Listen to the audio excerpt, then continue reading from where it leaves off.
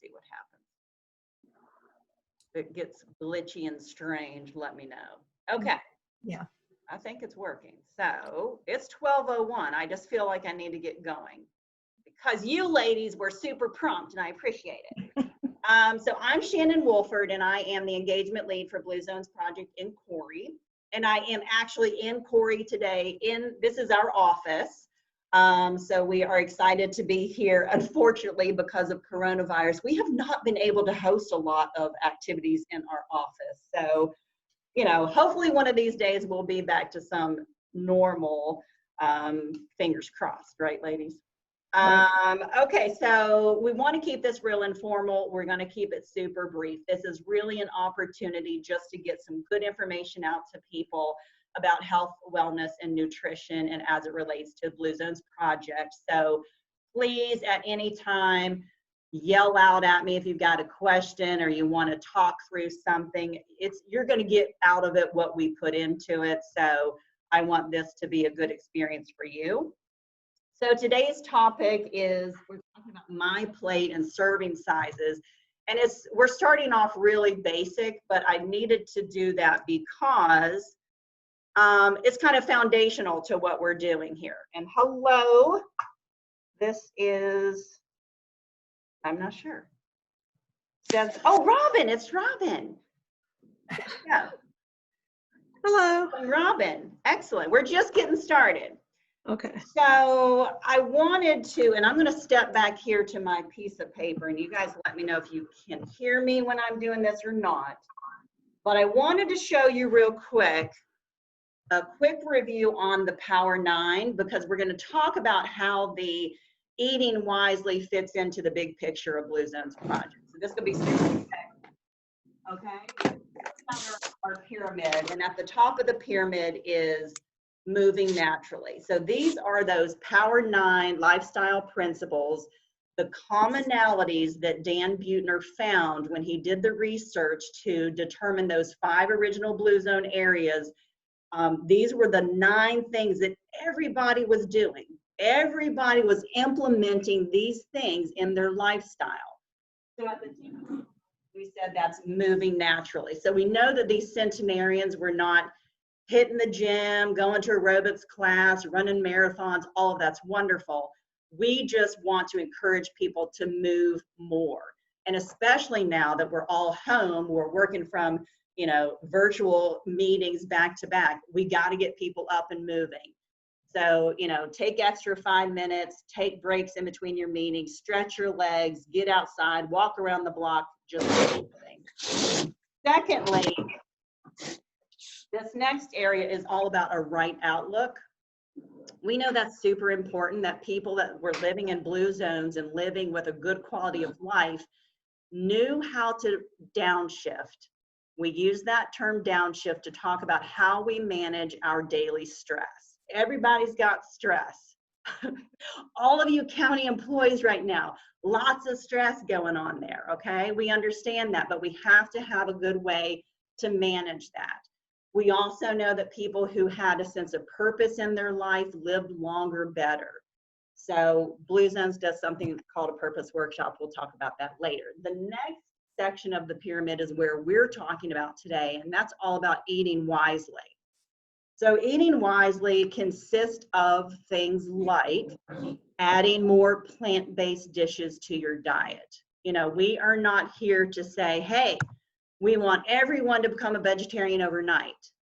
No, because what we found in those original Blue Zones is people were eating meat.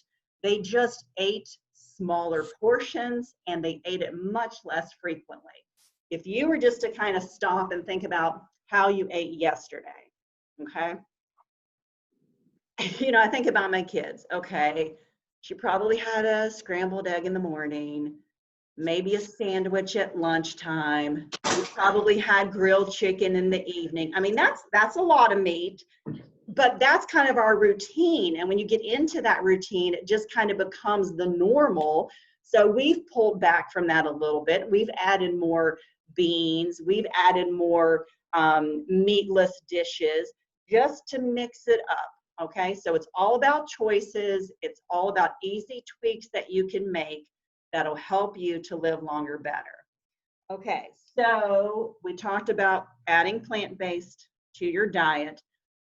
In Okinawa, they actually recite a 1,500-year-old Confucian phrase, harahachibu. Harahachibu, it simply means eat until you are fulfilled, don't eat until you're full. So it's really about watching how much you're eating. That's why Blue Zones kind of promotes that smaller plate. I mean, you'll go into some restaurants, the plate is literally huge. And we're not saying eat off this tiny little saucer. I mean, come on, people. You know, it's all about just the right amount. So something else that the Okinawans do is that they plate their food in the kitchen and then they take it to the table and they put all the food away so that you're not going to go back and say, oh gosh, that was delicious. I'm going to get a whole nother, you know, scoop of that and add it. So it just kind of helps you to control that. We're also in Eating Wisely, we talk about wine at 5. Okay, Blue Zones, we know especially in the Blue Zone of Sardinia, Italy, they love their red wine. It's high in antioxidants. That's really scrubbing your arteries. So if you have a healthy relationship with alcohol, a glass of wine over a meal or with friends, okay, it's a good thing. So let's talk about MyPlate. And this is simply the USDA's guidelines. If you recall, I mean, back in the day when we were learning all about food, it was always the food pyramid, right? So we had the food pyramid. Today, we are using MyPlate. And you can look this up online at myplate.gov. And basically, how they show you your plate, I don't know if you guys can see this or not. Can you make sure you're okay? All right, here we go. So if we think about our plate, you guys can't see that. What am I doing? No. Okay, see that circle? Okay, that's your plate. So MyPlate basically says half of that plate should be fruits and vegetables.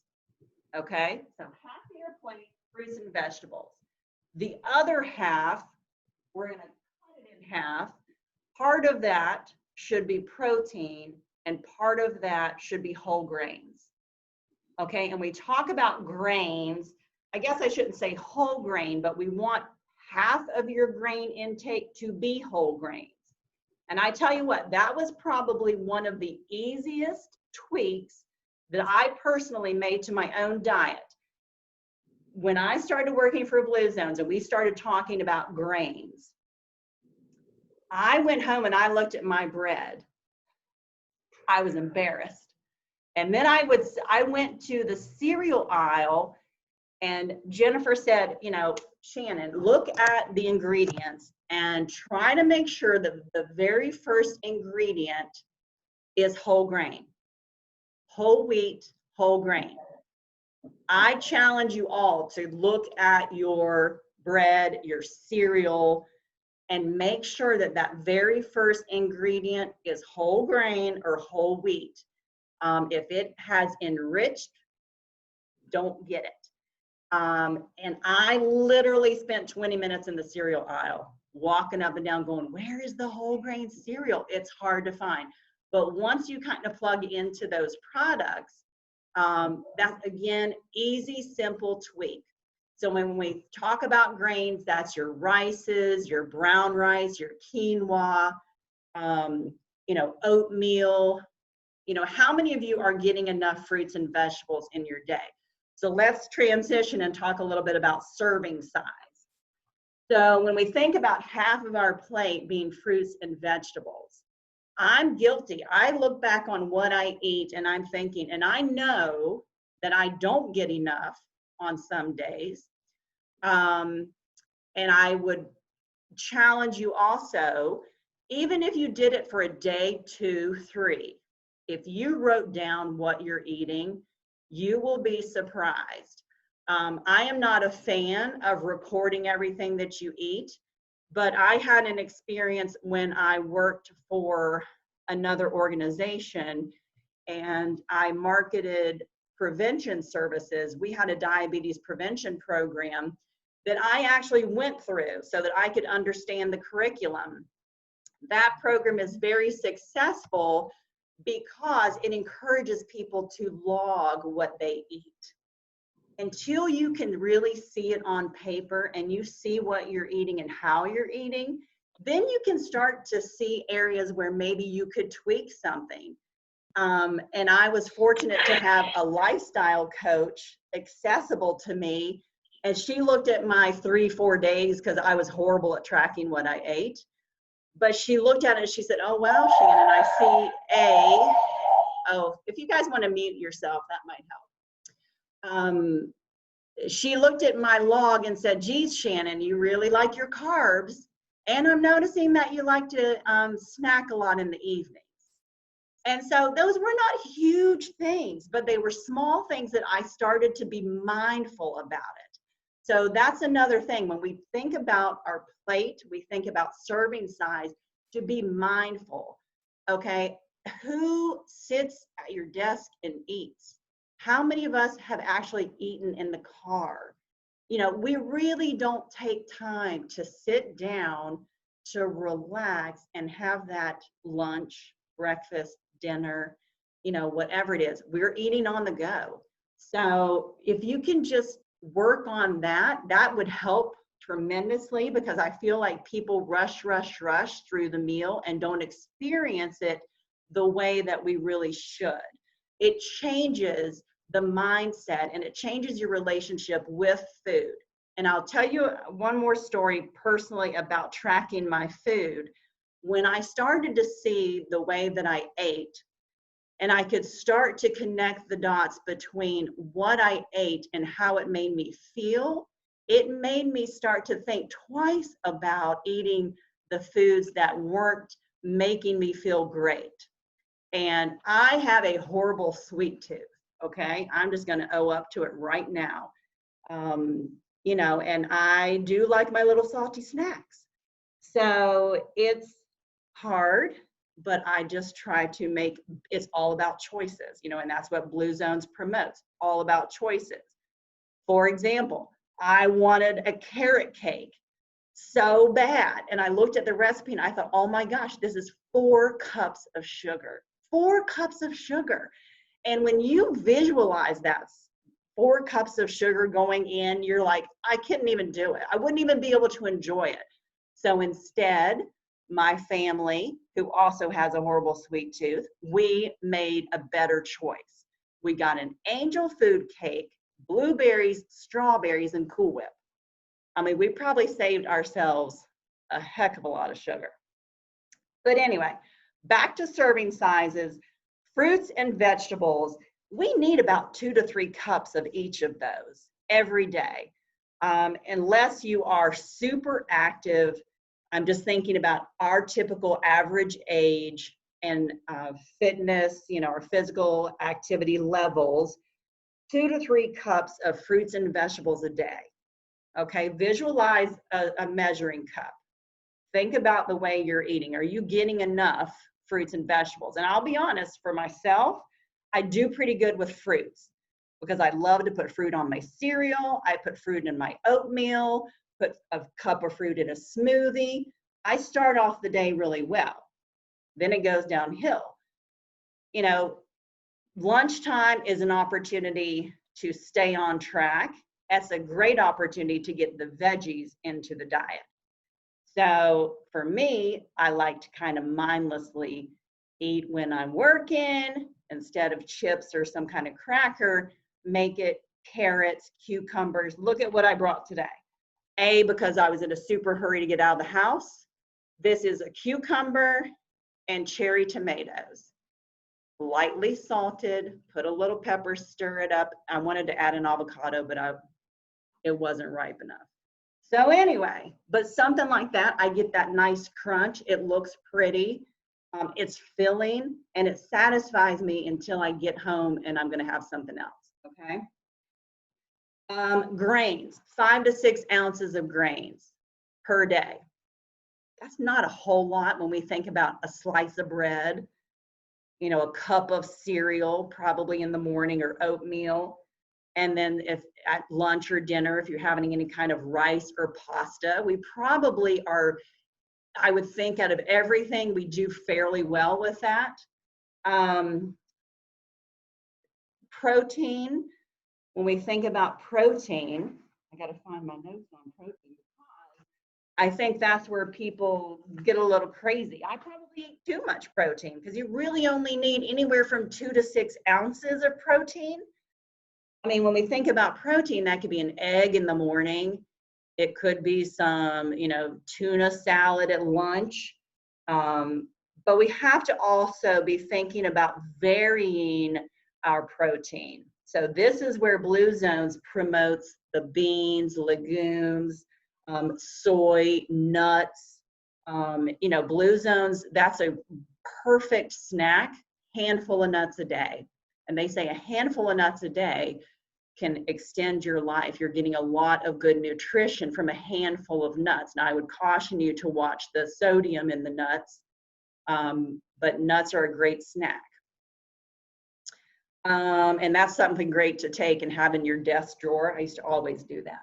Lean meats, we want to think about lean meats, poultry, seafood, but beans. I mean, when I heard the Blue Zones story for the first time and they talked about beans, not only are they good for you because they're high in fiber, but they do give you that protein. They're very inexpensive.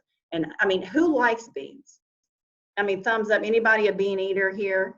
My kids, I mean, that is like a quick dinner in my house. We do a power bowl, and I'll either do like a brown rice, quinoa, black beans, or pinto beans, and then just do it up like a taco. Diced tomatoes, we'll cut up some greens, add some onion, throw a little dollop of sour cream, a little salsa on that. And it's a great, delicious, very tasty, quick meal, and it's super inexpensive. So if you're not eating a lot of beans, there's an opportunity. Kind of challenge yourself to where can you add some beans into your diet.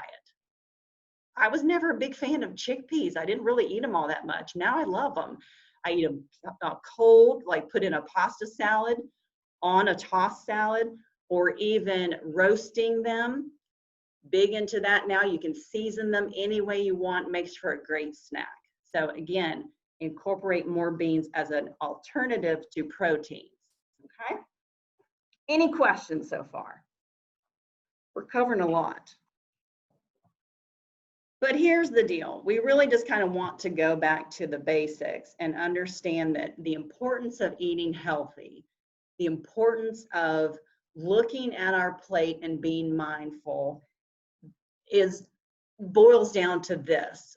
Food is medicine. Food can fuel your body, and it is a very powerful tool that we have access to help us to feel better and to live longer.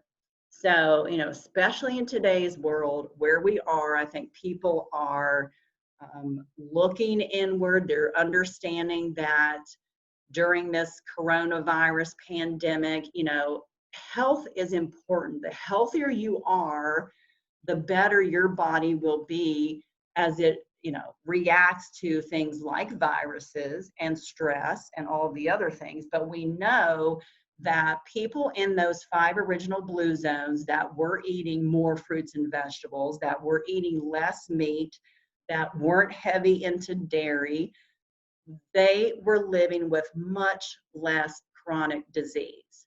So really that is the bottom line. We want people to have a long life, absolutely, but we want you to have a long life that is free of disease. So that is why we want to really think about the way we're eating. Does that mean it has to be perfect every day, every meal? No, not at all. But every meal and every snack is a choice, and it's a time for you to make a good choice. So don't beat yourself up. Hey, I enjoy my candy bar every now and then too. But if I am going to have something kind of not so great, I want to try to do better at my next meal and offset that. So I think that really was everything I wanted to cover today about MyPlate and serving sizes. Any questions or comments before we close? I'm going to quiz you folks. You're too quiet. Linda, did you have something to add? Well, I do. When you say the serving size for fruits and vegetables, so Yes. is that 2 or 3 cups of fruit and 2 or 3 cups of veggies? Well, yeah, I mean, that's always been very confusing, but yes, I mean, fruit about 2 cups, veggies about 2 cups. So, okay, I'm going to use a little like Wegmans lingo because I think they do like the 5 or 6. So they're combining those two. So in total, you need to have somewhere in the range of 5 to 6 cups of fruits and or vegetables. I know I'm not doing that. When I think I was a Blue Zone person for so long, but that seems like a lot, but I'm going to be more mindful. Thank you, Shannon. Right, good. I like you said, every meal is a choice. Right, right. Okay, now I'm backtracking. Like, am I telling you right? So in the end, at the end of the day, you should have had 5 or 6 cups of fruits and or vegetables. Is that clear? Yes. Okay, all right, good. Any other comments? Karen, Yes. say something. No, actually, I've been plant-based, primarily plant-based for a while. My big thing is I like soda. I like pop. Although I used to drink it a lot, I do limit it more to like Yeah. 1 a day, but it's still just the stupidest thing in the world. I Well, can be I can be as mindful as I want, but I still want that pop. Well, and that's a biggie for a lot of people. That's my husband, that's his mom, that's my mom. They love their Diet Coke. Oh no, I always just say, hey, if you have one, also have 2 glasses of water. I mean, just to kind of, and we'll talk about beverage, later on in the series. But back to your comment that you've been plant-based.